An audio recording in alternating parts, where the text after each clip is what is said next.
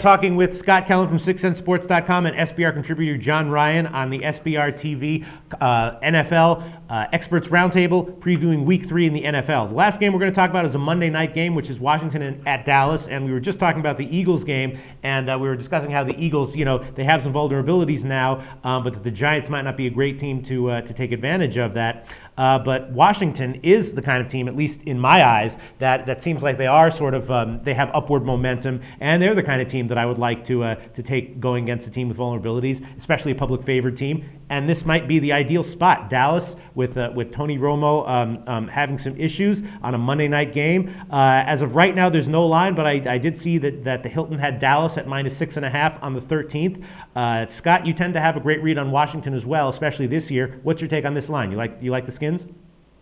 Yeah, I do like the Skins in this game. Week one, I took the Skins because, as I mentioned last year, they played some pretty competitive games. They've actually upgraded their defense this year, and I thought the Giants were an average team. Last week, I went against them with Arizona. Really, for the most part, kind of the same reason we just talked about with the Giants.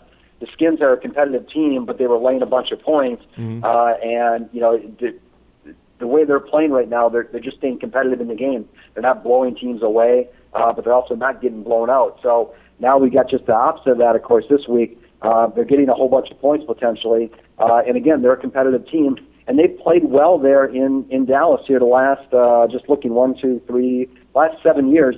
6 of the last 7 times they've played there, they've lost by 5 or less.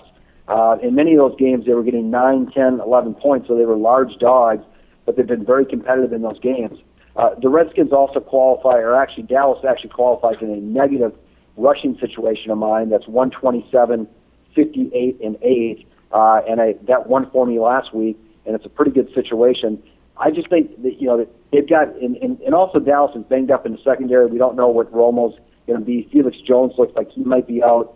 So it's a pretty banged up team, and as you said, Peter, the Redskins have a lot of positive momentum going right now, and whether they're good or bad, they feel good about themselves, and they're playing well as a team.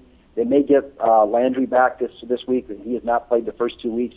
That would be a huge boost to their defense, which has already played okay so far.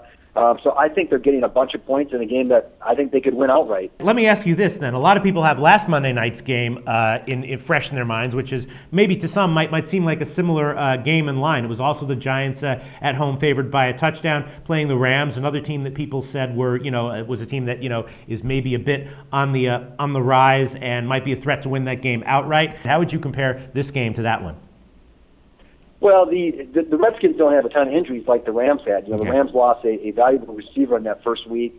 They also lost their running back in the first week. I mean, they were missing some key players there, and that hasn't happened to the Redskins. The big thing that I noticed with the Redskins this year versus last year, if you go out and look at all the defensive players that they picked up this year versus last year, every one of those guys graded out above average last year. And they've added all those guys to their team this year.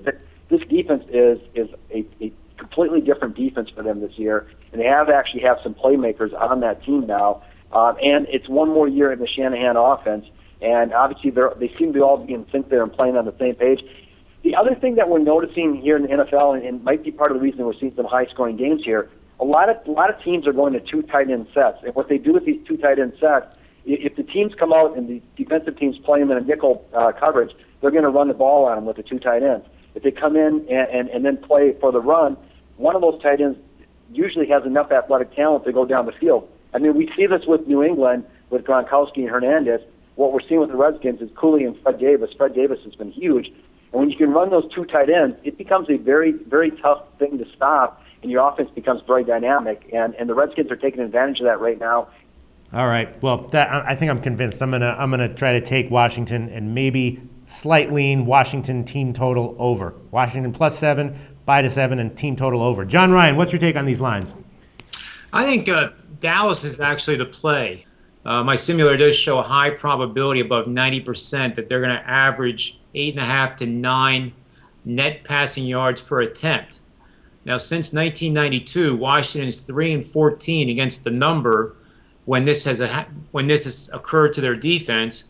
Conversely, Dallas is 20-3 against the number since '92 when they gain 8.5 to 9 net passing yards. So I think Washington, although off to a strong start, Dallas is is a team that's going to get better and better as the season rolls on. All right. Well, that's interesting analysis, guys. I think from what you're saying, I might be tempted to take a look at the over, and if that hits, it'll be another bad Monday night over for the books. Thanks so much, Scott Kellen from 6centsports.com and John Ryan, SBR contributor. Thanks, guys.